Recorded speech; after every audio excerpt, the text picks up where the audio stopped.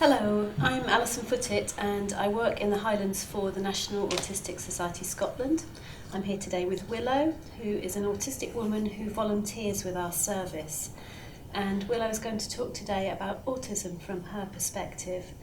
And just to say that, of course, every autistic person is unique, so this information is from Willow's point of view. So to start with, Willow, can you tell me when you got your autism diagnosis? Yes, I wasn't diagnosed until 4 years ago, so I was 38, so it was a really late diagnosis. And what did it feel like when you got your late diagnosis? It was a shock, but also one of the best days of my life.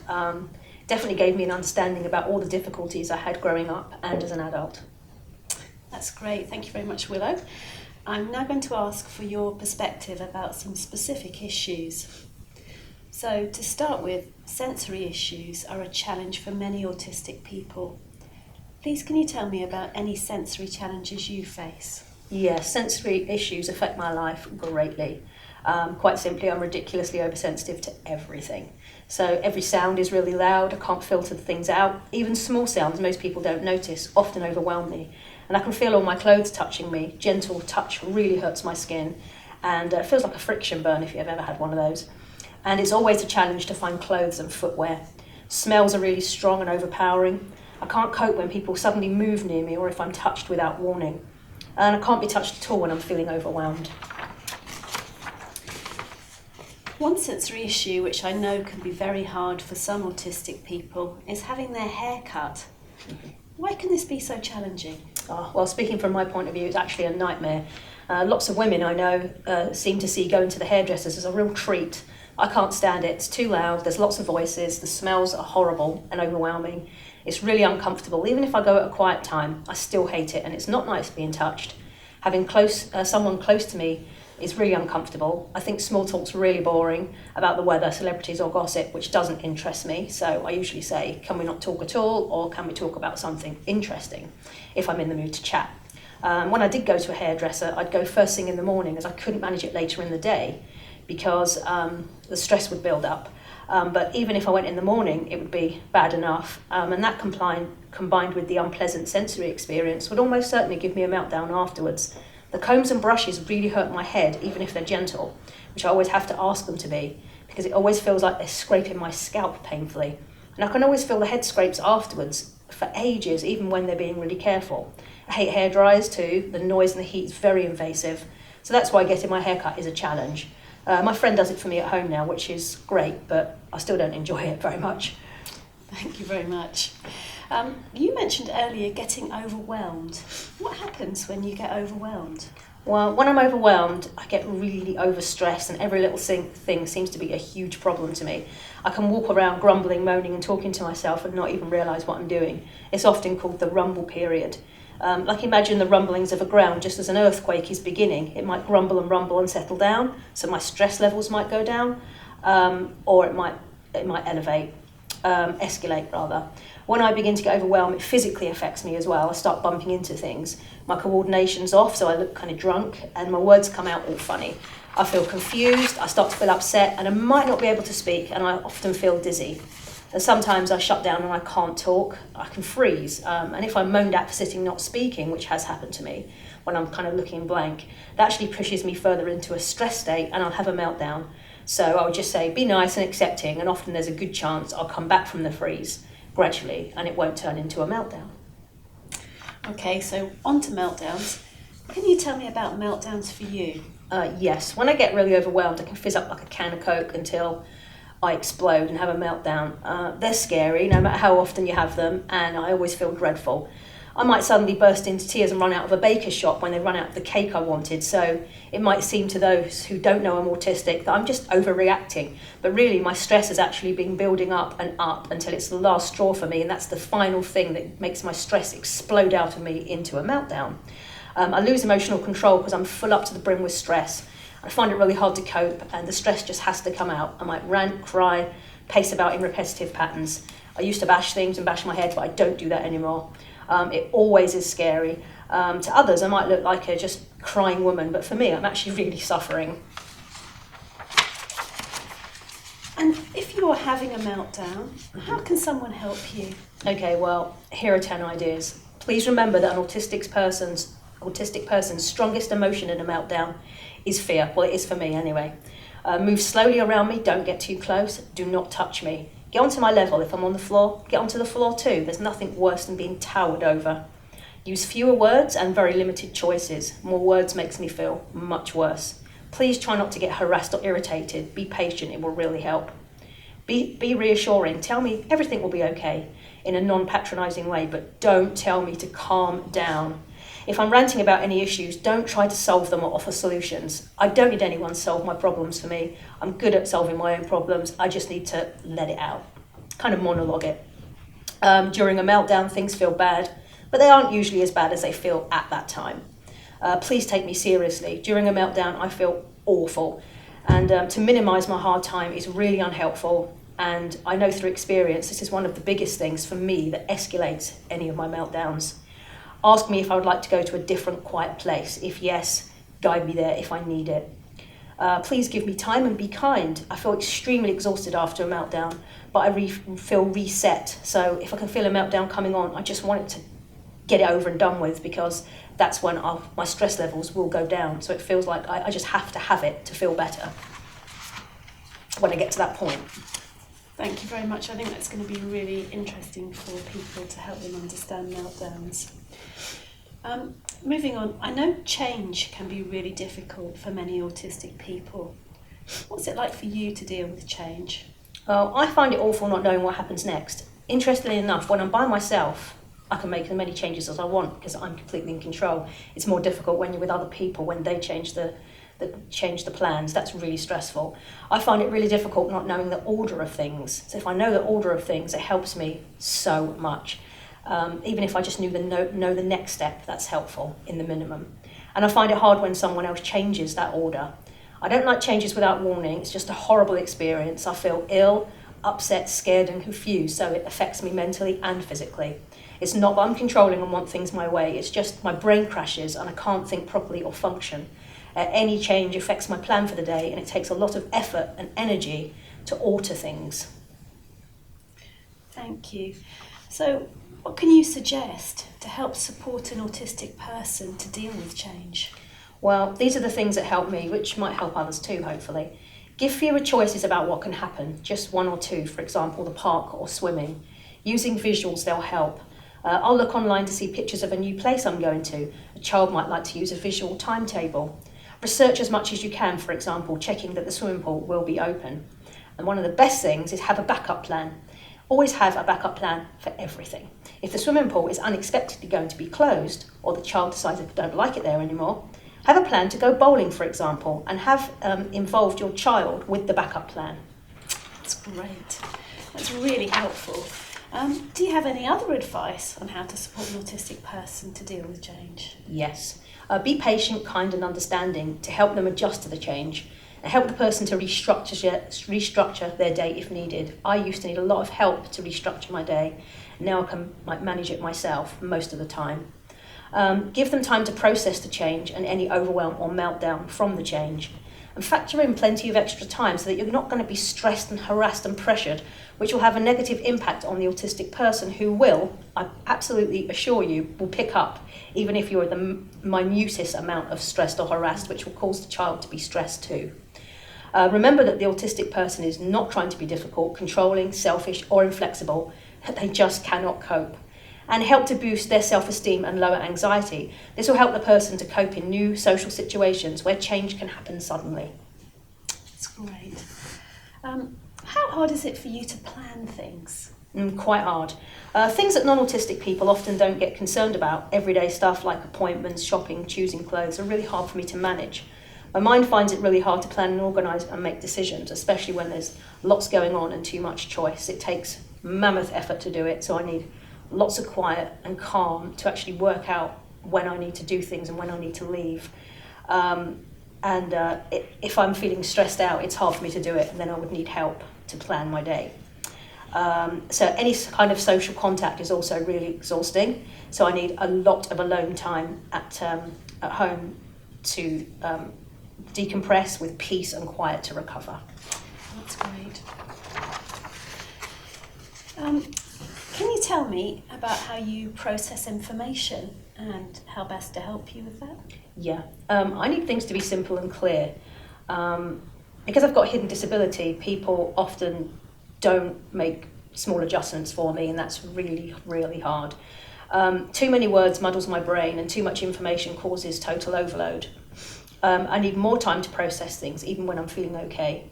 I can't manage well when I'm pushed to respond quickly to a question, and this makes it more likely I won't be able to answer. But also, I'm very compliant and will just agree to something before I've even had a chance to process it. So that's something to bear in mind, that if I appear to be changing my mind, it's not that, it's just, I'll just say yes or no, and then I realise I didn't actually mean that. Okay. Can you talk a bit more about language and taking language literally? Yes, I can take things really literally. Although I do understand lots of things, and I've definitely learned a lot since my diagnosis, more than I've used to, I still find it's pretty hard at times, and each person will be different. For example, a few years ago, before I knew I was autistic, I asked a man in a bike shop if he could fix my bike, and he said, yes, I will do that for you now. So when I went back to collect the bike, he asked for payment. And I said, but it was free. And he was really cross and said, how can I run a business and fix people's bikes for free? And I said, but you didn't tell me it cost anything, so it will be free. He was raging, but I was adamant it was free, as he did not state how much it was going to cost. So as far as I was concerned, that didn't exist. He didn't make me pay, but I've never gone back. Now I realise that I took it literally. So now I understand that nothing is free when you get things fixed, even if they don't tell you at the time. Back then I assumed it was free, and he was trying to deceive me. It was very upsetting to me. I have the ability to understand and learn, but some autistic people do not ever understand those unwritten rules. So when people say it's obvious, please bear in mind that it isn't for lots of autistic people, and it's really upsetting and stressful, especially when you're treated like you're thick when you're not. That's a great example with the bike shop, thank you. Yeah. So can you tell me about conversation challenges? Yes, it can be really challenging. I can get confused and find it really hard to cope with ambiguous words like maybe, later, sort of, probably. Get really upset by those words. I need a clear yes or no and a time. I need proper answers that make sense to me. So if I'm overwhelmed with talk that's not making sense, I can get confused and stressed, so I'll just walk away. And it can make me seem like I'm being rude, but I'm not. I'm just not coping. I always question everything, so I can appear awkward and argumentative, but I'm not at all. It's just my need to fully understand before I do things, because I actually hate arguments and annoying people or any kind of negative attention. Thank you. Another big one for a lot of autistic people is special interest. Can you tell me about special interest? Yeah, I love birds. We're not even at that question yet, but I'm going to put it in. People with autism are well known for having special interests. Like, it's basically a hobby or hobbies that we're really passionate about. We feel like they're part of us, or it's a part of me. Without them, I would definitely get depressed. It's the key to my joy in life to have plenty of time on my hobbies. It's a key part for me of being autistic. It's how I like to bond and connect with others. I used to get really sad and lonely when I can't share my hobbies with people. Yes, we do often get obsessive about our hobbies, but it's important we have plenty of time to enjoy them. It gives our brain a wonderful rest and helps us de-stress and gives us intense pleasure. Oh, I'm just tearing up at the thought about my hobbies, actually, sorry. We often become incredibly knowledgeable about what we study. Come to the good bit now. Oh, so Willow, what are your special interests? Well, I have lots of interests, actually, but main ones are art and spirituality, nature, including birds, and my gorgeous dog, Winston. I also practice Reiki, shamanism, and yoga, and I've recently started laughing yoga, which is lots of fun. Many autistic people can have learning difficulties in some areas. We're not all geniuses, as is always portrayed in the media, which also puts a lot of stress and pressure on me. I'm really bad at maths. And I hate it when people say, oh, you must be a maths genius. No, I'm not. Then almost they don't believe you're autistic, which is really strange.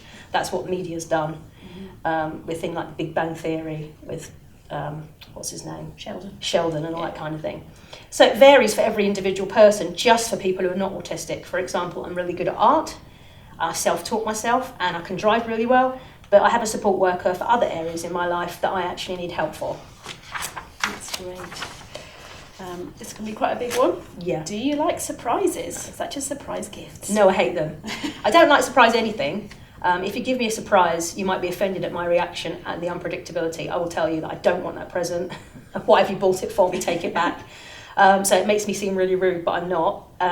It just means someone obviously doesn't know me very well if they think I'm going to be excited by it. The stress factor of receiving presents I didn't choose or might not like is really overwhelming and stressful and upsetting, and I would never pretend that I liked it if I didn't. I wouldn't be that dishonest. If someone wants to treat me, discuss it with me and we can plan it, and then I'll be excited and happy to receive the gift. That shows you understand me and I'm autistic and you're being a truly good friend. That's great.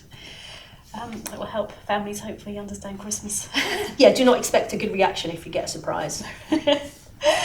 So what about honesty? Autistic people are known for being honest. I just want to say something about surprises. It makes us seem as if we're ungrateful, but we're not at all. We just don't like being surprised, so bear that in mind. So honesty, yes. Well known for being honest. I really can't cope with lies. I think it's utterly disrespectful not to tell someone the truth. I can't tell someone their new haircut looks nice if it doesn't. A lie to me is a lie. Although I have learned tact much more as I've got older. But we're never trying to offend people. In fact, when we say something truthful and we get the wrong reaction, we find it quite upsetting that it seems to be with lots of non-autistic people that being dishonest is actually a favourable trait, because it certainly isn't to me. I have a rigid sense of right or wrong, so this can mean I can sometimes not be open to new ideas, and I can sometimes be inflexible to the point I can seem a little difficult to get along with. I don't mean to be. My thinking can be black and white, so I just need lots of explaining about the grey areas, and then I can learn. But some people might not have that ability. Okay, that's great. And related to that, how about rules? Ooh, I love rules. Well, they give structure, and that's really good, but they must be clear and not ambiguous. A child I know at school, she asked if she could dye her hair black, but they said yes, but not black, not too black. I mean, what does that mean? Nobody would know. Also, the school promoted individuality, so that made no sense to her or her mum. A child needs to see everyone obeying the rules, or it will be very stressful. It might just seem like they're showing difficult behaviour in class, but perhaps it's that they just don't understand the rules. And if someone's breaking the rules, they will be probably the first one to point that out, because that's an injustice, which I definitely can't cope with either. Yeah. So maybe a bit of a myth. Is it true that autistic people don't have empathy? No. Loads of people think autistic people don't have empathy. Empathy is the ability to understand and share the feelings of another. We actually have tons and tons. I actually thought in my life I've just had too many feelings, and that seems to be a problem. I can't read people's feelings all the time, so I can think they're angry with me when they're actually sad. Sometimes we have trouble with putting ourselves in other people's shoes. So understanding your point of view can be hard for me, so I can appear like I'm being insensitive and not caring because of it. So, for example, if you're complaining about a problem, because I'm logical and solution orientated, I might appear not to care, but I'm actually looking for a solution to help you. You might tell me, for example, your feet hurt, and I look and see you're wearing stilettos and tell you, well, they're stupid shoes, wear flats. I'm not being rude, I'm just good at problem solving, and that's actually that's me caring. Just to sit there and go, oh, that's a shame, is not me being helpful to you. That's great. So you're obviously an autistic woman. From your perspective, how different is autism in women as opposed to men? Well, it's personal to each person, of course, and looking for differences between men and women is particularly at the moment, very controversial, so I don't want to say too much in case I get in trouble. However, from my personal experience, it's easy to miss autism in women, particularly because on the surfaces, our many challenges can't be seen and understood. Women can be very good at masking and very compliant and are very good at copying. So we can mimic other people's behaviour and sort of fit into groups of people and just mimic them. So it seems as if we don't have any differences, but we're hiding it all. Often, with men as well, of course, high intelligence can mean it's harder to pinpoint what areas we're less able to manage in. We may go on to develop behavioural issues that appear to have come from nowhere, but they're actually caused by long-term stress and unresolved mental health issues. Treating someone as neurotypical when they're in fact autistic can actually cause them to reach a crisis point, and that's when those surface behaviours are often treated, but the reasons for those behaviours are not actually looked into properly. And do you feel autistic women are particularly vulnerable? Yes. I'm just going to say, just to make sure, because of this controversy and everything, of course, women and men autistic, I know in experience, are both vulnerable. I'm just speaking from a woman's point of view. Autistic people can take others on face value and can be very trusting and could be very, very easily manipulated. The wrong person can take advantage. For example, I know an autistic woman who had all her money taken by someone pretending to help. So they'll just get to know the gaps in that person's understanding and then exploit them. And the autistic person doesn't often know until it's too late. When overwhelmed or in a new situation, and I've spoken of this before, autistic people might become very compliant, and because it takes so long to process things, if we aren't given time, may automatically say yes and then be caught in a difficult or dangerous situation before they've had time to process it. That's a really big one with men and women.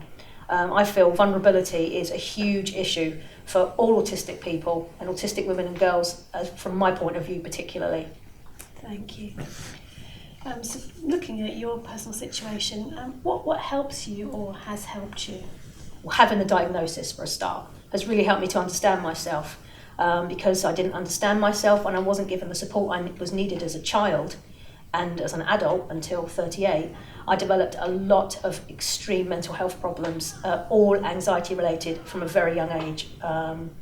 So getting the diagnosis as a child means you have a much better chance of getting the right support and also having really good mental health, which is, everyone's right. Having a diagnosis has helped me to understand and cope with the sensory issues.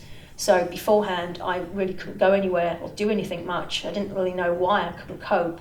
It led to extreme social isolation, which is another key factor in vulnerability for people who are autistic in terms of abuse if you're isolated. So this has really helped me to learn strategies about what my sensory issues are, and so choosing quiet times to go shopping or noise cancelling headphones. Well, they're just the simple ones, but I've just used many coping strategies now so that I can have a really nice, wonderful life around people. I also know I need to plan things, but I also plan time to recover.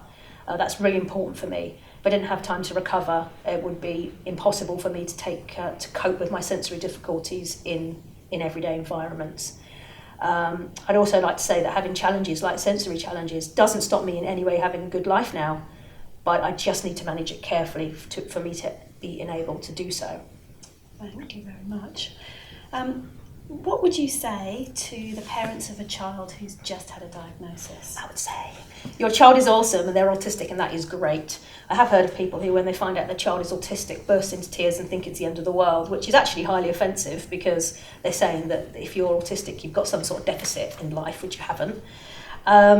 Just to say, there'll be challenges in life, but with your support and acceptance, they can be helped with so many things and find their own way as a wonderful human being who is autistic. Don't be afraid to ask for help and tell others about autism, because with more awareness, we'll all have more help and understanding. Also, a really important thing is teach your children self-responsibility and empowerment, because at the end of the day, you can't control what happens on the outside.